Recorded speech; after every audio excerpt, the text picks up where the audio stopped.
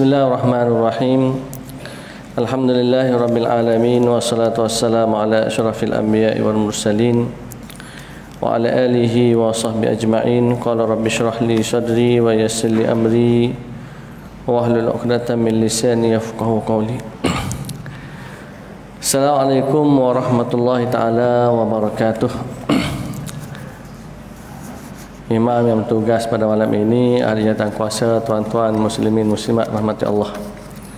Pertama sekali saya mengucapkan terima kasih kepada tuan-tuan yang telah memberikan sumbangan, khususnya kepada program yang baru kita lancarkan, iaitu tabung bencana banjir untuk keluarga Imam Said dan juga untuk orang kampung dia dalam bentuk barangan.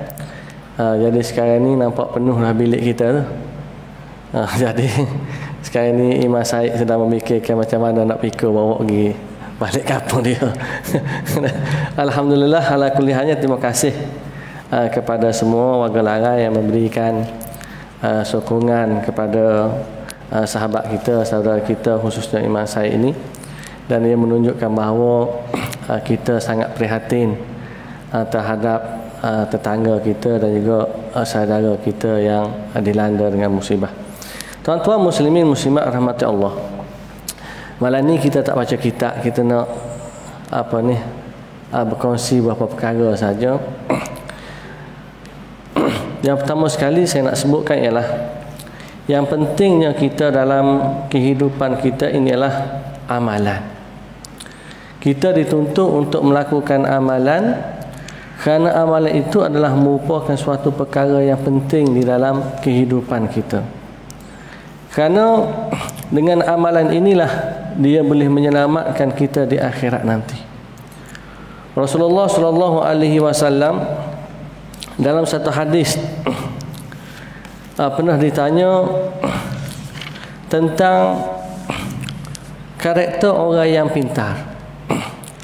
Lalu Nabi sebut, al-kayyis man dana nafsahu wa amila lima ba'dal maut. Orang yang pintar, orang yang bijak ialah orang yang sentiasa bermuhasabah diri dan juga dia melakukan amalan sebagai persediaan sebelum dia mati.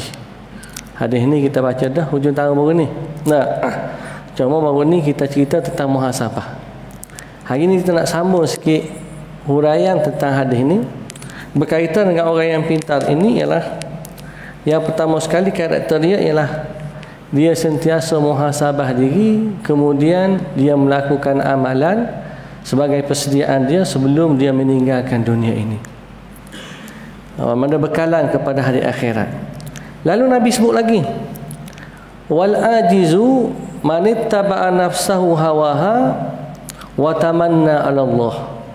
Adapun orang yang bodoh adalah orang yang sentiasa ikut kehendak telunjuk nafsu dia, kemudian pada masa yang sama dia menaruh harapan terhadap Allah. Amalan tak buat, tapi menaruh harapan terhadap Allah Subhanahu wa taala. Dalam hadis yang lain berkaitan dengan karakter orang yang pintarnya ialah hadis yang dibawa oleh Abdullah ibn Umar. Abdullah ibn Umar dia cerita ketika mana aku bersamanya Rasulullah, faja'ahu rajulun minal ansar. Tiba-tiba datang seorang lelaki daripada kalangan Ansar, fasallama ala nabi summa qala. Dia bagi salam kepada Rasulullah, assalamualaikum ya Rasulullah. Kemudian dia tanya Rasulullah sallallahu alaihi wasallam. Yang pertama sekali dia tanya, ya Rasulullah, ayul mu'minina afdal. Wahai Rasulullah, orang mukmin yang bagaimanakah yang paling terbaik? Lalu Rasulullah sallallahu alaihi wasallam jawab, bersabda, Rasulullah kata, ahsanuhum khuluqa. Orang yang paling indah akhlak dia. Maknanya orang mukmin yang terbaik adalah orang mukmin yang mempunyai karakter dia, akhlak dia, dan sifat dia adalah akhlak yang terpuji. Maknanya orang suka belaka kat dia. Akhlak dia yang indah. Orang yang paling indah akhlak dia adalah orang yang paling afdal di kalangan orang mukmin. Lalu dia tak puas hati lagi, dia tanya pada Rasulullah, fa ayyul mu'minina akyas, dan orang mukmin yang bagaimana pula yang paling pintar ya Rasulullah? Lalu Rasulullah menyebutkan, aksaruhum lil mauti dzikra, orang yang paling banyak mengingati mati. Kemudian Rasulullah SAW, wa ahsanuhum lima ba'dahu isti'dadan ulaikal akyas, orang yang paling banyak mengingati mati dan juga orang yang paling elok amalan dia, amalan dia yang paling indah, lima ba'dahu isti'dadan, yang paling indah persediaan dia dari segi amalan dia untuk menghadapi hari setelah kematian.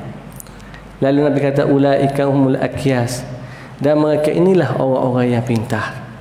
Jadi kalau daripada dua hadis yang kita bacakan ini, karakter orang pintar muhasabah diri. Kemudian yang keduanya ialah dia banyak mengingati kematian, dan yang ketiganya ialah dia melakukan amalan yang banyak sebagai persediaan untuk menghadapi hari selepas pada kematian. Tuan-tuan muslimin muslimat rahmati Allah, tentang muhasabah kita dah cerita dah. Malam ni saya nak sentuh sikit tentang amalan. Amalan ini adalah suatu perkara yang penting. Dalam kuliah Jumaat sebelum ni, Majid dia dah tahulah sebab dia duduk depan sekali. Saya dah sebutkan bahawa Imam Ghazali dia pesan kepada kita supaya kita fikirkan 5 perkara. Yang pertama sekali yang perlu kita fikirkan ialah bagaimana saat kematian kita. 5 perkara ni sangat penting untuk sentiasa kita fikirkan supaya kita ni istiqamah melakukan amalan dan juga melakukan kebaikan. Yang pertama kita kena fikir adalah tentang saat kematian. Saat kematian kita nanti adakah husnul khatimah ataupun su'ul khatimah, mati dalam keadaan baik ataupun mati dalam keadaan buruk. Ni kita kena tenung selalu, kena fikir. Yang keduanya ialah kita kena selalu fikir ialah saat kita di dalam kubur. Kalau kita ditempatkan di dalam kubur nanti, adakah kubur kita ini akan menjadi taman daripada taman syurga ataupun jurang daripada jurang neraka? Saya sebut dah, Majid dah tulis dah asal. Kerana kita dah pasal kita dah baca Yasin, kita tahlil di malam Jumaat, biasanya imam dia akan baca doa, dan di antara doanya ialah Allahumma ja'al qabrahum rawdatan min riyadil jannah wa la taj'al qabrahum hufratan min hufarin niran. Jadilah kubur mereka itu ataupun qabrahu lah. Qabrahu ni ramai. Taman daripada taman syurga, dan jangan jadi kubur dia itu adalah lubang daripada lubang-lubang neraka. Jadi kita kena tenung. Pertama sekali tenungnya, kalau kita mati esok-esok dalam keadaan kita sekarang ni, bolehkah kita mati dalam keadaan husnul khatimah ataupun sebaliknya? Kemudian kalau kita mati di tempat ke dalam kubur, adakah kubur kita itu akan menjadi taman daripada taman syurga ataupun lubang daripada lubang neraka?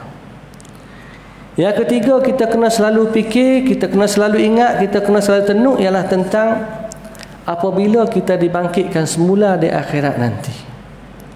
Bila kita dibangkitkan di akhirat nanti, adakah kita ni akan dibangkitkan dalam keadaan kita ni bahagia ataupun dalam keadaan kita ni derita? Kita selalu fikir bayang kita dengan keadaan kita sekarang ni macam mana. Yang keempatnya ialah kita kena fikir tentang hari kiamat. Bila tibanya hari kiamat nanti selepas kita dibangkitkan, adakah kita dibangkitkan pada hari kiamat ini dalam keadaan kita mendapat redha Allah ataupun dalam keadaan kita dimurkai oleh Allah Subhanahu wa taala? Dan yang kelimanya ialah kita kena ingat di sana adanya syurga dan juga di sana adanya neraka. Jadi kita fikir sekarang ni, kalaulah aku ditakdirkan meninggal dunia sekarang, apakah aku ini akan melepasi halangan-halangan tadi dan aku ni boleh menjadi sebahagian daripada ahli syurga. Kerana kejayaan hakiki yang kita nak capai adalah kejayaan di syurga. Banyak kali saya sebutkan di sini dan saya selalu baca ayat ini di mana-mana sebab ayat ini dia memberi motivasi dan juga mengingatkan saya juga tentang kematian dan juga tujuan daripada kehidupan kita. Allah Ta'ala sebut di dalam Al-Quran, kullu nafsin za'iqatul maut. Setiap jiwa ini akan merasai kematian. Wa innama tuwaffawna ujurakum yaumal qiyamah. Dan kamu akan disempurnakan balasan kamu di hari kiamat nanti. Lalu Allah Ta'ala sebut, faman zuhziha 'anil nar wa udkhilal jannah faqad faz. Barang sesiapa yang Allah pesongkan diri dia daripada dihumban ke dalam neraka, kemudian diheret dibawa dia ke dalam syurga, lalu Allah kata faqad faz, maka sesungguhnya dialah orang yang benar-benar berjaya.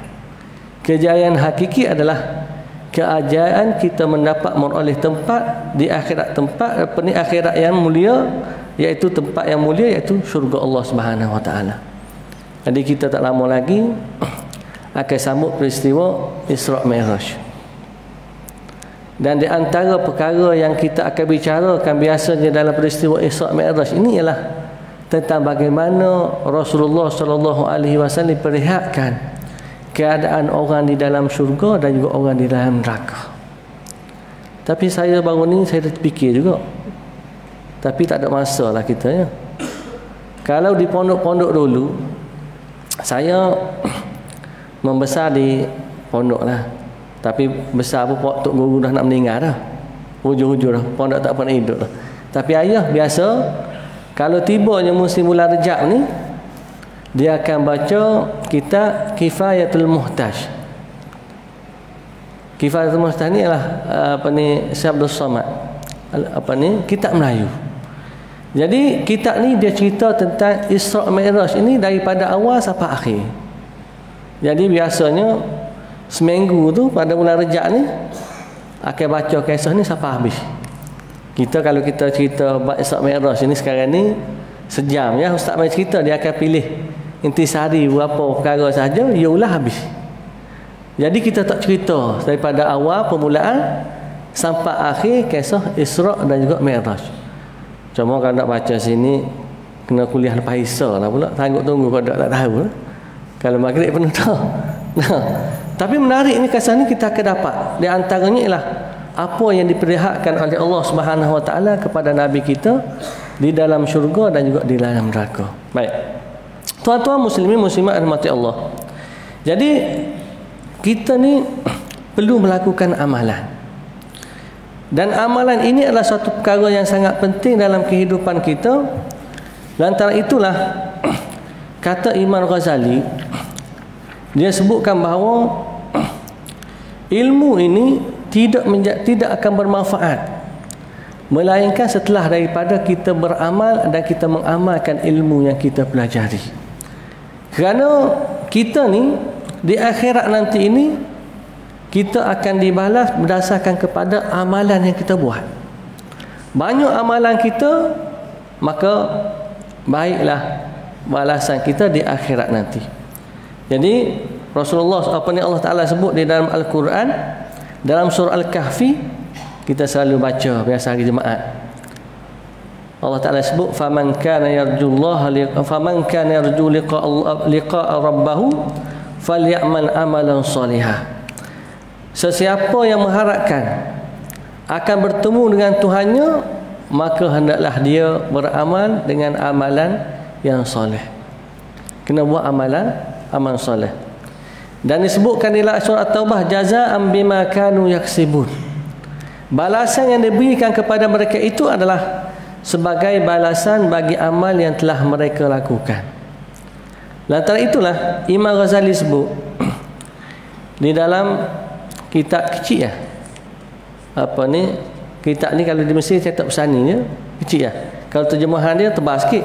Lebih kurang ni kitab dia ni, Ayyuhal walad, Ayuhal wala ni biasa kitab ni dibaca, orang kata asas lah kawan ngaji tasawuf, biasa dia kitab ni dulu dia mula, kemudian naik Bidayatul Hidayah, kemudian baru apa ni masuk Minhajul Qasidin, semakin makin tinggi. Jadi hak ni dia cerita paling mudah sekali ialah tentang apa ni Ayuhal wala ni ialah dia ni lebih kepada surat yang Imam Ghazali hantar kepada murid dia, jawab surat. Anak murid dia yang belajar dengan dia utuhkan surat minta nasihat daripada Imam Ghazali. Bila minta nasihat, Imam Ghazali balas tulis tapi dalam bahasa Parsi, kemudian diterjemahkan bahasa Arab dan juga diterjemahkan daripada bahasa Malaysia. Kecil ya, tapi dia cerita tentang berapa nasihat kepada anak murid dia yang dia amat kasih. Di antara yang dia sebut ialah, kalau kita belajar 100 tahun lamanya dan kalau kita himpunkan 1000 buah kitab sekalipun, kita tidak layak mendapat rahmat Allah kecuali kita mengamalkan dengan ilmu itu. Kalau kita buku banyak pun, belajar banyak tapi amalan tak buat, maka kita akan sia-sia. Dengan sebab itulah hadis yang kita baca permulaan tadi, orang yang Nabi sebut orang yang bijak ialah orang yang buat amalan. Orang buat amalan ni dia disifatkan sebagai orang yang pintar. Jadi saya nak sebutkan, masa kita ringkas saja. Saya nak sebutkan dalam kita nak buat amalan, kita kena bijak dalam mencari peluang juga. Kita kena bijak mencari peluang. Khususnya kita cari waktu-waktu yang Allah Ta'ala berikan pahala tu lebih berbanding waktu yang lain. Maknanya pertama sekali, kita ni sebagai orang Muslim, kita kena buat amalan, kemudian kita kena tinggal yang Tuhan larang. Dalam kitab Bidayatul Hidayah, Imam Ghazali kata sebab agama ni dia terbahagi kepada dua. Satu, fi'lut ta'at wa tarkul manahi, melakukan yang diperintah kemudian tinggal yang dilarang, kata Imam Ghazali. Baik, dalam kita nak melakukan ketaatan ini, yang paling utama sekali kita kena buat yang fardu ain dulu, yang wajib. Kita kena buat yang fardu dulu, sebab fardu ini adalah, kata Imam Ghazali, seperti modal. Kalau kita tidak laksanakan yang fardu, maka kita berhutang dengan Allah Subhanahu Wa Taala. Adapun yang sunat ni adalah untuk mengangkat darjat kita dari sisi Allah Subhanahu Wa Taala. Baik,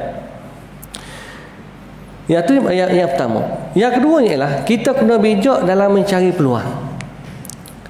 Dan disebutkan oleh para ulama, 3 perkara menyebabkan amalan kita ini digandakan oleh Allah. Kalau yang mari kuliah maghrib Jumaat awal saya dah cerita dah. Tapi Jumaat kuliah Jumaat.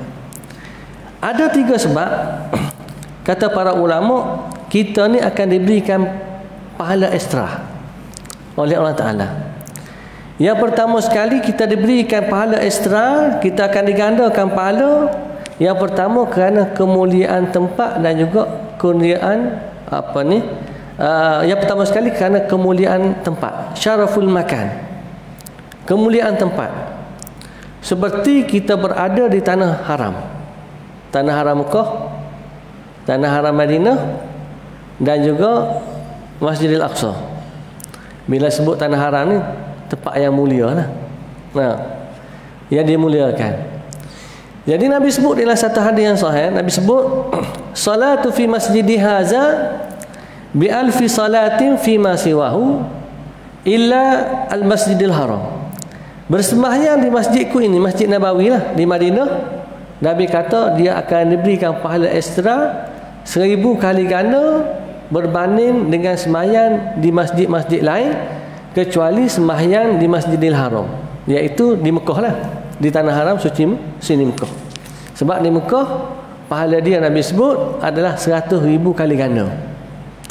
Adapun yang di Masjid Nabawi 1000 kali ganda. Dan satu lagi ialah Masjid Al-Aqsa 500 kali ganda. Ada satu hadis Nabi sebut la tasyaddur riha illa ila salasati masajid. Kalau kita nak berkelana, nak musafir semata-mata nak buat ibadah, kita pergi kepada 3 masjid ni, hak lain tu sama saja.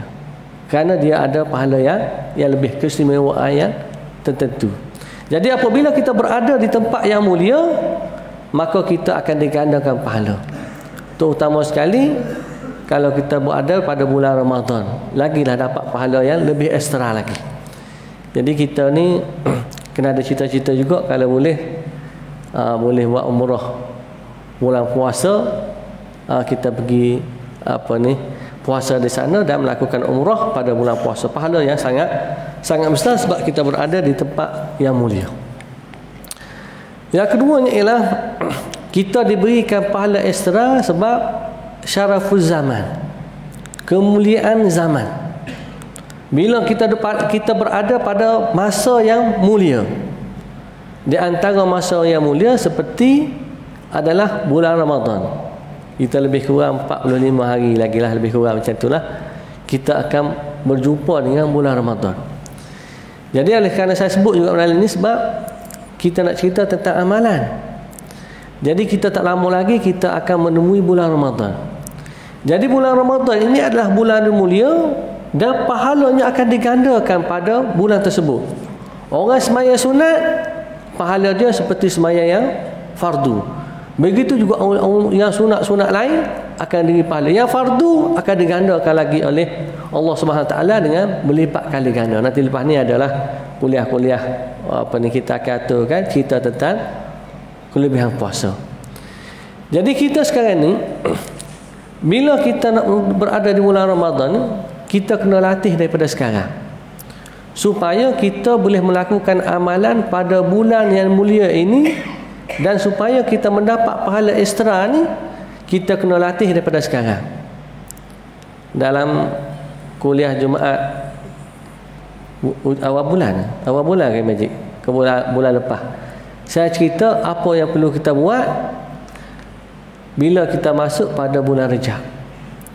Di antaranya ialah kita dituntut untuk bertaubat kepada Allah, dan juga kita kena buat persediaan daripada sekarang untuk menghadapi bulan Ramadan, supaya bila kita masuk pada bulan Ramadan, bukan pada bulan Ramadan tu baru kita nak bersihkan diri kita. Sepatutnya kita masuk bulan Ramadan dalam keadaan kita telah bertaubat kepada Allah, suci bersih, kemudian masuk bulan Ramadan untuk kita melakukan amal ibadah yang lebih daripada bulan-bulan yang lain. Dan untuk melakukan ibadah yang lebih di bulan Ramadan ini, perlu kita latih daripada sekarang. Kalau kita tak pernah datang sembahyang maghrib, isyak secara berjemaah, kita buat jadi kewajipan kita selalu datang. Jadi mungkin bila bulan Ramadan 3 hari 4 hari tamu gagah, kemudian lepas pada tu dia akan mula menurun. Sebab bila nak berubah secara mengejut, dia tak boleh buat, dia mesti akan makan masa. Jadi maknanya kalau kita nak ibadat banyak dalam bulan Ramadan, kita dah mula daripada sekarang. Dah mula dah bertahajud, nak mula baca Quran, banyak zikir daripada sekarang.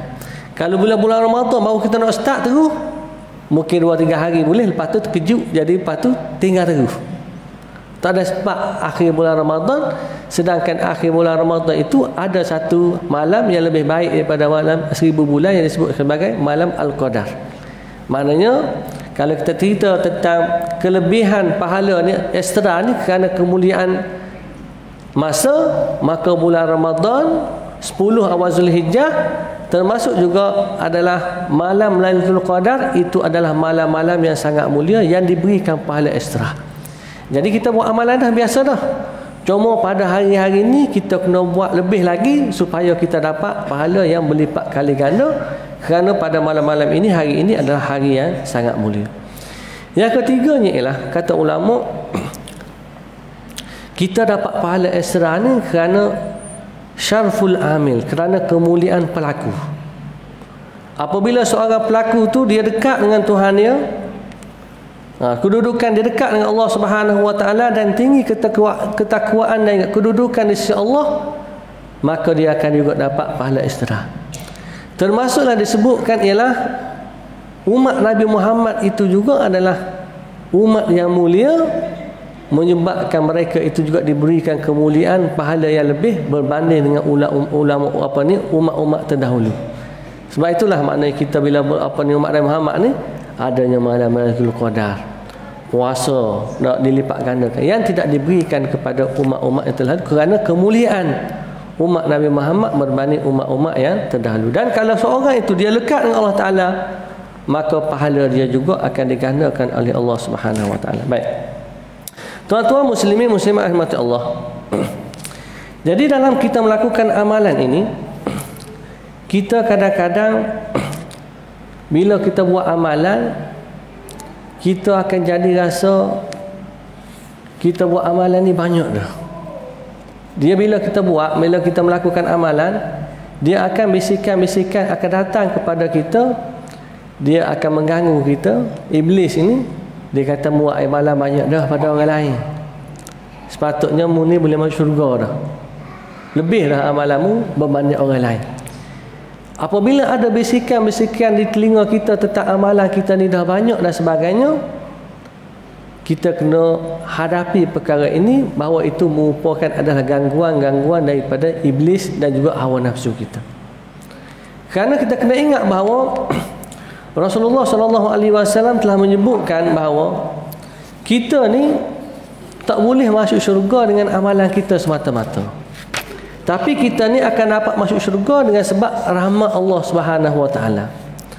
Dalam satu hadis riwayat Muslim, Nabi sebut lan yunjiya ahadan minkum amaluhu, tidak akan berjaya, tidak akan menyelamatkan amalan kamu, seorang kamu daripada neraka Allah. Lan yunjiya ahadan minkum amaluhu, amalan seorang kamu ni tidak akan menyelamatkannya. Lalu sahabat bila dengar perkara ni, dia tanya pada Rasulullah, wala iyyaka ya Rasulullah, adakah termasuk kamu sekali ya Rasulullah? Maknanya amalan ni tidak akan menyelamatkan diri dia. Lalu Rasulullah menyebutkan, wala iyaya illa an yatarammadani Allah minhu birahmatin, atau kama sallallahu alaihi wasallam. Akan tetapi Nabi kata, walaupun termasuklah diriku, akan tetapi Allah selimuti aku dengan rahmat dia. Jadi kita ni akan masuk syurga dengan sebab rahmat Allah. Tapi kalau ada orang yang baca, dia kata kalau macam tu tak payah buat amalan.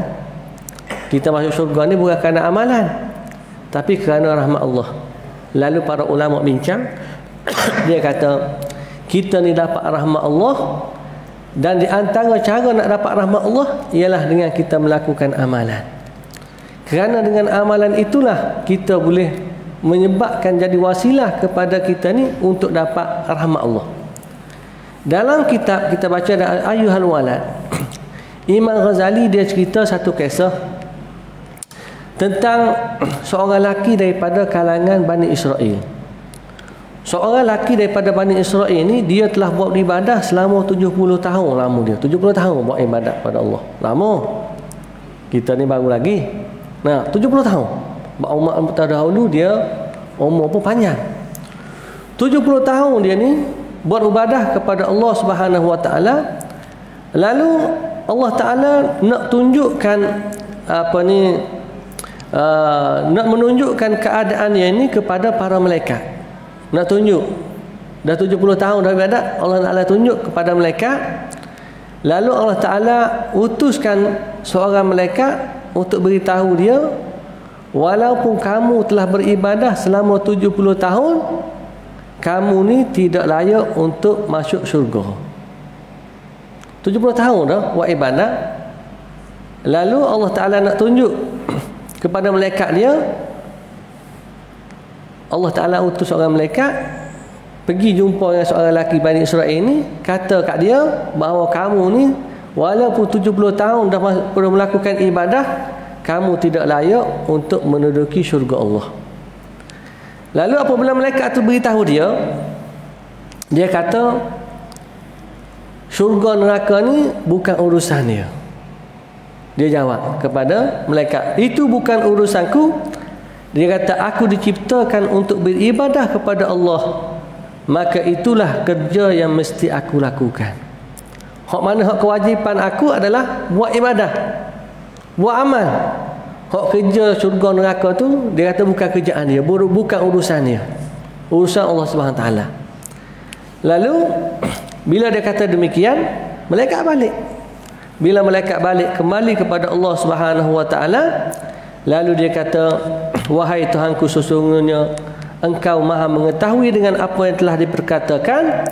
Lalu Allah Ta'ala berfirman, apabila hamba-Ku tidak berpaling daripada beribadah akan Daku, maka Aku membalasnya dengan kemurahan, dan Aku juga tidak akan berpaling daripada dia. Dan dia tak berpaling. Sepatutnya kalau ada gangguan, kata mudah 70 tahun tak layak masuk syurga, tak apalah, kalau kita tak buat ibadat dah lah. Tapi dia kata tu urusannya. Hak kerja dia ialah buat ibadah. Syurga neraka tu urusan Allah. Lalu bila ke malaikat report, maka Allah jawab kepada malaikat, oleh kerana hamba dia ni berterusan nak melakukan ibadah kepada Allah, lalu Allah kata aku membalas dia dengan kemurahan, dan aku tidak akan berpaling daripadanya. Lalu Allah Ta'ala sebut kepada malaikat, wahai malaikat, bersaksilah kamu sesungguhnya bahawa aku telah mengampuni akan segala dosanya. Dengan sebab itulah dia dimasukkan ke dalam syurga. Jadi kita ni nak dapat rahmat Allah, maka kena buat banyak amalan. Selagi banyak amalan yang kita buat, maka kemungkinan besar untuk kita dapat rahmat Allah itu adalah juga sangat besar. Jadi kita kena cuba sedaya upaya. Dan saya sebelum sebut juga di surau kita ini masa bagi kuliah tazkirah Jumaat, saya sebutkan bahawa dalam kita melakukan amalan ini, kita kena ada dua perasaan. Kita kena ada al-khawf war raja. Kalau kita ngaji kitab tasawuf, dia sebut al-khawf war raja. Kita dalam kita buat amalan, kita kena ada perasaan takut dan juga perasaan harap. Kena ada perasaan tu. Takut Allah tak terima, pada masa sama kita mengharap Allah ni mengampuni kita dan menerima amalan kita. Kalau kita terlalu overconfident, kita buat ibadah, kita kata Allah Ta'ala ni dah terima belakang dah, jangan. Sebab kita tak tahu, kemungkinan ada benda-benda yang kita buat Allah Ta'ala tak terima apa yang kita lakukan. Sebab itulah sahabat Nabi Salafus Salih, dia tak pernah merasa aman dengan kehidupan dunia ini, khususnya setelah dia mendengar satu hadis Nabi SAW. Nabi kata, inna ahadakum la ya'malu bi amalil ahli jannah hatta ma yakuna bainahu wa bainaha illa zira'un.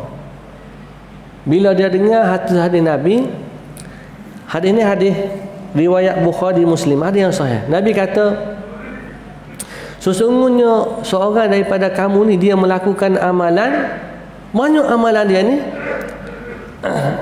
amalan ahli syurga, hatta yakuna bainahu wa bainaha illa zira', sehingga kan jarak di antara dia dengan syurga itu hanya sehasta. Selangkah lagi lah, selangkah dah. Maknanya ibadah banyak sungguh, wa amalan yang banyak, kemudian jarak dia dengan syurga tu hanya sehasta. Tapi Nabi kata, summa yasbiqu alaihi alkitab, tapi Allah Ta'ala dah tulis dari dalam kitab dia. Nah, ketentuan qada Allah Ta'ala dah tulis dah bahawa dia ni mati dalam Allah Ta'ala telah tulis dalam buku dia, dalam qadar ni ialah fayuhtamu lahu bi amalin nar fayadkhulaha. Dia akan mati, nah, dia akan akhiri hidup dia dengan melakukan amalan ahli neraka, kemudian dia dihumangkan dalam neraka. Asalnya buat ibadat banyak dah, tapi hujung usia dia buat amalan ahli neraka menyebabkan dia dihumang dalam neraka. Ada orang, Nabi kata, wa anna ahadakum la ya'malu bi amali ahli nar. Ada seorang daripada kalangan kamu, dia telah melakukan amalan-amalan perbuatan ahli neraka, sehingga kan jarak di antara dia dengan syurga ni hanya sehasta saja, selangkah saja. Tapi Allah Ta'ala tulis bahawa dia ni akan mati dalam keadaan orang yang mana bahagia, lalu di hujung usia dia melakukan amalan ahli syurga menyebabkan dia dimasukkan dalam syurga. Jadi hadis ni menyebabkan sahabat ni tak lain hati tu. Dia tak rasa aman. Sebab meskipun kita telah melakukan amalan yang baik, kita kena ada perasaan takut. Dengan sebab itu kita kena sentiasa berdoa, sentiasa memohon pertolongan daripada Allah supaya kita istiqamah di dalam keimanan dan juga melakukan amal soleh ini sehingga hujung usia kita. Kita ada dulu tengok orang jahat dia ni, tapi jangan kita hina dia. Sebab mungkin jahat dia tu dia dengan Allah Ta'ala, hujung usia mungkin dia bertaubat, Allah Ta'ala terima masuk syurga. Ada orang nampak baik, tapi di hujung usia dia melakukan perkara-perkara yang menyebabkan Allah murka, akhir kali dihuman dalam neraka. Di antaranya saya sebutkan juga yang sebelum ni, dalam kuliah sebelum ni, ada seorang sahabat Nabi dan satu peperangan, dia mati dalam peperangan. Lalu orang kata dia ni alhamdulillah dia orang syahid lah, si pulang-pulang ni syahid. Lalu Nabi kata siapa tahu maknanya dia ni syahid. Nah, sebagai ahli syurga lah orang kata dah syahid ni, balasannya syurga. Tapi kami kata dia bukan ahli syurga. Sebab apa? Rupa-rupanya dia masa di akhir usia dia jihad, masa di akhir usia dia bila dia dah cedera, dia tak tahan dengan ujian Allah, kecederaan yang dihadapi itu, lalu dia ambil pedang dia tikam diri dia sendiri. Akhir sekali dia mati dalam keadaan bunuh diri. Jadi awal tu baik, hujung dia buruk. Jadi kita dalam yang perlu kita nak buatnya ialah malam ni kita dah hujung dah ni. Berapa minit ni? 3-4 minit nak. Kita kena banyak buat amalan. Sebab amalan ini adalah karakter orang yang cerdik, dan amalan ini yang boleh menyebabkan kita ni mendapat rahmat Allah yang membawa kita pada syurga. Dan dalam kita melakukan amalan ini, kita dituntut untuk cari masa-masa yang mulia dan juga tempat-tempat mulia, daripada maknanya kita bukan setakat amalan yang biasa kita buat, tapi bila kita berada di tempat yang mulia dan masa yang mulia, maka kita lipat gandakan ibadah supaya kita dapat pahala yang ekstra. Kemudian kita sebutkan tadi ialah maknanya dalam kita melakukan amalan, kita kena istiqamah, sentiasa mengharap kepada Allah supaya amalan yang kita buat ini boleh berkekalan sehingga akhir hayat kita. Dan kita jangan rasa kita selesa bahawa kita dah buat amalan ni banyak, lebih daripada orang lain sikit orang kita kenal, kita rasa kita ni lebih pada dia, dan kita ni rasa kita dah selamat daripada neraka. Jangan. Sebab kita tidak tahu bahawa bagaimana hujung usia kita. Jadi dalam buat ibadah, kita kena ada perasaan harap dan juga perasaan takut pada Allah Subhanahu Wa Taala. Jadi itu sajalah saya nak kongsikan pada malam ini. Dan untuk akhir ini saya nak sebutkan beberapa perkara lah, ngeping lah sikit. Barang tu tak apalah, Imam Syed dia handle lah macam mana nak balik ni, nak penuh kereta dia ni. Alhamdulillah, terima kasih pada semua. Cuma untuk tabung Ramadan kita, Datuk Sufian, dia ketua Biro Kebajikan kita, dia adalah lancarkan tabung Ihya Ramadan. Cuma saya tak tanya lagi dia berapa dah masuk, terkumpul berapa ribu, saya tak pasti lagi. Cuma untuk bulan Ramadan ni, sebab 2-3 hari lepas ada orang tanya saya. Dia kata boleh tak kalau nak buat buka puasa nanti mana pakat-pakat. Sebelum tu Haji Murad dah cakap dah, otai dia nak tempoh 1 hari untuk buka puasa. Macam tu. Harap-harap kita 2 hari tak apa. Kita je terima tak apa. Boleh ke tidak? Boleh, tak ada masalah. Cakap je. Maknanya kalau nak pakat sama puak kita kata 1 malam ni kita nak buat, tak ada masalah. Kita boleh aturkan. Kalau nak masuk terus dalam tabung pun boleh. Kalau kata malam tu kita nak pakat-pakat sendiri, kita kata malam tu nak cari tukang masak sendiri. Kalau nak masak sendiri ke, hari tu kita tak tempoh lain lah. Cuma kita target ialah setiap malam, khususnya pada 15 yang pertama lah, yang berhujung tu kita tengok keadaan macam mana. Kalau sambutan dia bagus, kita kekalkan sampai akhir. Kita nak buat sekurang-kurangnya 150 pack setiap malam untuk setiap hari untuk buka puasa. Jadi buka puasa ni anggarannya lebih kurang RM10 termasuk dengan air. Lebih kurang anggaran macam itulah. Kita tengok kalau ada orang boleh bagi rendah lagi, alhamdulillah. Kalau dia nak tinggi lagi, kita tengok keadaan semasa lah, ke mana dengan barang naik dan sebagainya. Kita anggarkan buat unjuran kalau RM10. Kalau kita kata 150 orang, maka setiap malam kita perlukan lebih kurang dalam 15 orang penyumbang, sebab kita buka satu lot 100.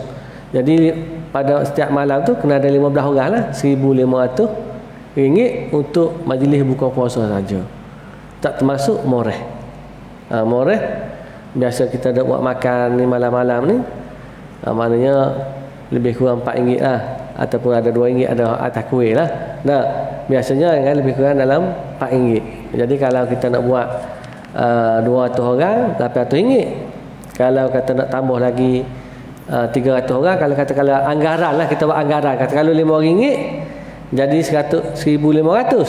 Jadi 1,500 campur 1,500 buka puasa, jadi 3,000 lah semalaman. Jadi itulah tuan-tuan. Jadi kalau kita buka awalnya, tujuannya ialah supaya kita dapat menyumbang sedikit-sedikit sebelum tibanya bulan Ramadan. Sebelum tibanya bulan Ramadan. Jadi kalau kata nanti bulan Ramadan baru buka, nanti kata orang kata habis dah duit lainnya. Jadi ini nak sumbang dulu pun boleh, tidak ada masalah. InsyaAllah semuanya kita akan laporannya kita akan paparkan sebagaimana bulan pelanjaan bulan 12 baru ni pun kita dah paparkan berapa kutipan kita dan berapa ke bulan belanjaan kita. Cuma bulan ni sebenarnya belanja lebih pada bulan lepas. Bulan lepas kita nampak pungut banyak tapi belanja tak banyak. Sebab bulan lepas akaun tak selesai lagi, banyak hak tertunggak tak bayar. Jadi bulan ni rasa bayar lebih sikit. Dan kuliah pun bulan ni penuh. Dan bulan depan pun penuh. Kecuali satu malam. Satu tak? Satu malam. Satu malam tu dah calon dia tapi tak tulis. Titipan. Satu malam. Mana penuh dah? Termasuk dengan kuliah muslimat juga, insya-Allah. Dan kuliah muslimat Al-Quran alhamdulillah kita dah ada dah. Dan insya-Allah kita akan bawa juga ustazah-ustazah yang maknanya kita ambil yang nama-nama besar juga. Dan bulan depan ni di antara yang nama besarnya adalah Dr. Sharifah Hayati. Selalu keluar forum perdana dan sebagainya, sangat masyhur dia. Jadi kita akan buat hak tu terbuka kepada umum, bukan kuliah duha muslimat dah tu. Kita buat satu, kita rancang sepapan ni kuliah duha bukan untuk muslimat saja. Kuliah duha untuk semua, laki dan juga perempuan. Jadi kemungkinan lepas ni akan ada ustaz juga main mengajar. Kalau kata Dr. Sharifah Hayati tu dia cerita bab rahsia puasa nanti, hak tanya iklan tadi hantar Sharifah Hayati tu tajuk lain. Nak tunjuk kenal dia ya. Hak kita tajuk lain, sepenuh puasa. Iklan ni insya-Allah tu iklan tak habis lagi. Jadi pakat mari belakang nanti kita akan buka, sebab sebelum ni kita amalan kita kuliah muslimat saja. Lepas ni akan ada juga kita akan buat kuliah duha bukan saja untuk muslimat tapi untuk melibatkan semua warga, ada muslimin dan juga muslimat, supaya kita nak makin meriah. Duit kita dah ada lagi, bukan duit saya, duit tuan-tuan yang bagi. Jadi kita nak habiskan semua. Kalau habis kita minta lagi.